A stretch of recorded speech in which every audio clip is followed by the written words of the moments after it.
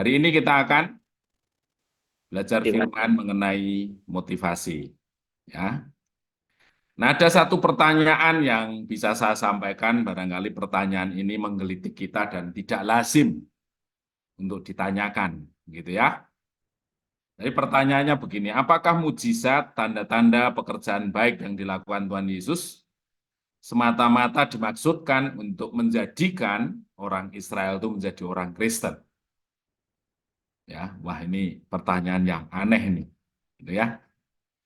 Nah, tentu kita tidak akan menjawab ini secara eksplisit, ya atau tidak, ya. Tetapi kita akan belajar memahami fakta-fakta yang tertulis dalam Firman Tuhan. Nah, faktanya adalah bahwa selama Tuhan ada di pelayanannya, ladang pelayanannya, gitu ya, 3 tahun, 3,5 tahun, ini memang banyak mujizat yang Tuhan kerjakan, sehingga banyak orang tertarik.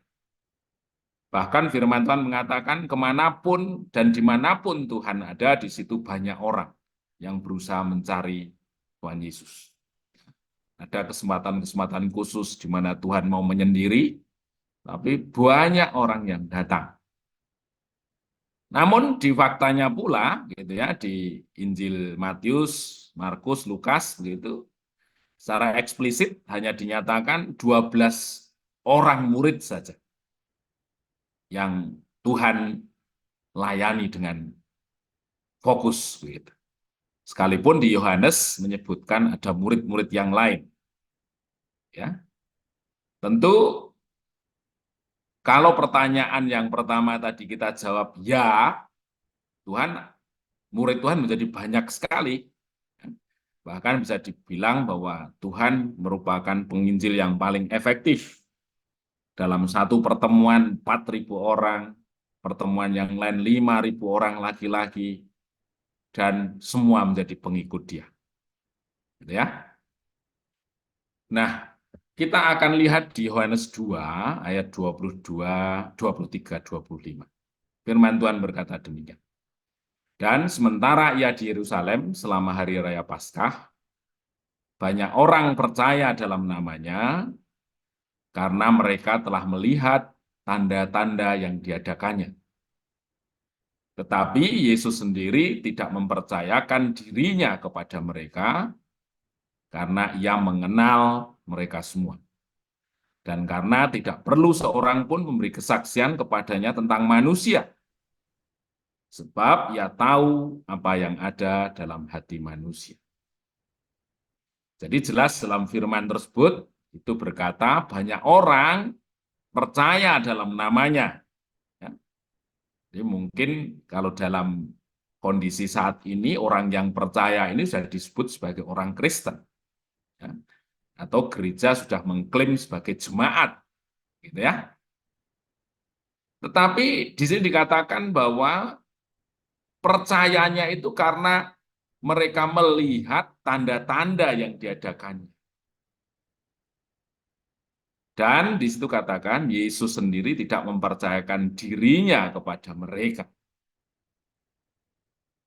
Jadi mengapa, pertanyaan mengapa Tuhan tidak mempercayakan diri kepada mereka? Karena mereka memiliki motivasi yang salah.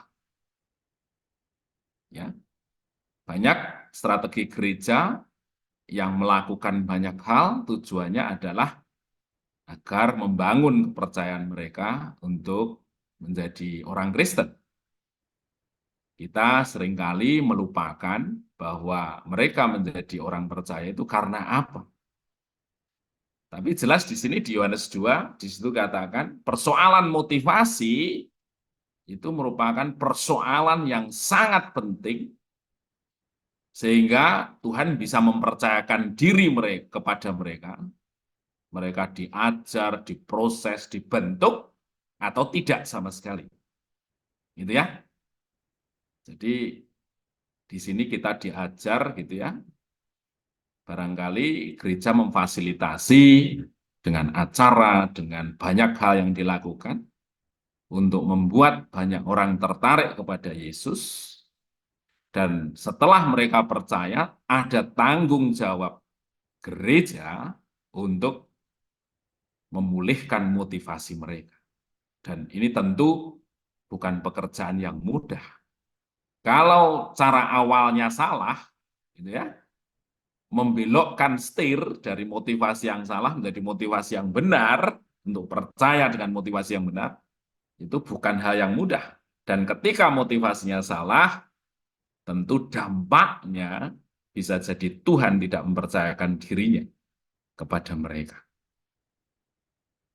Nah, apa yang terjadi ketika orang percaya itu dengan motivasi yang salah? Ini hanya salah satu case saja yang saya ambil di Yohanes 6 ayat 57 sampai 61. Gitu ya.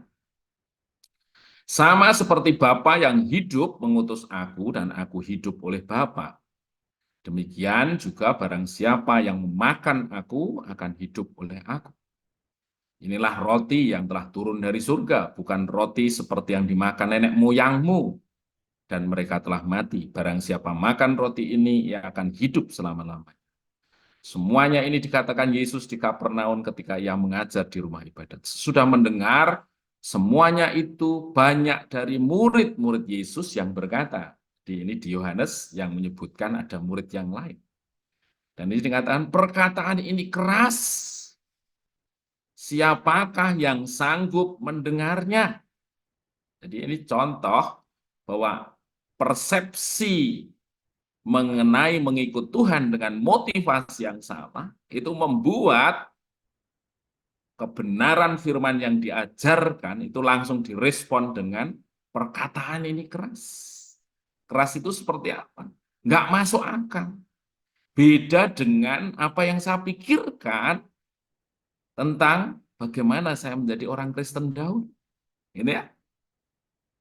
Yesus yang di dalam hatinya tahu bahwa murid-muridnya bersungut-sungut tentang hal itu, berkata kepada mereka, adakah perkataan itu mengguncangkan imanmu? Dan di ayat 66, mulai dari waktu itu banyak murid-muridnya mengundurkan diri dan tidak lagi mengikut dia.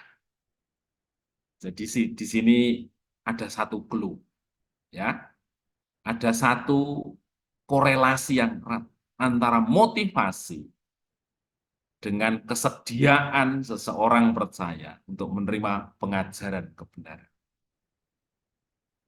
Dan Tuhan Yesus di sini sesungguhnya bertanya, apa gunanya dia menjadi percaya kalau sampai akhirnya karena motivasi yang salah, Tuhan tidak hadir, Tuhan tidak mempercayakan dirinya kepada orang percaya.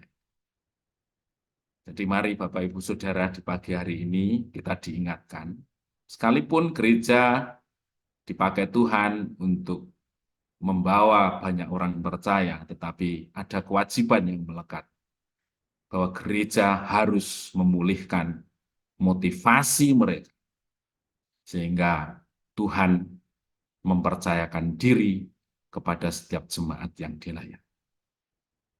Ya.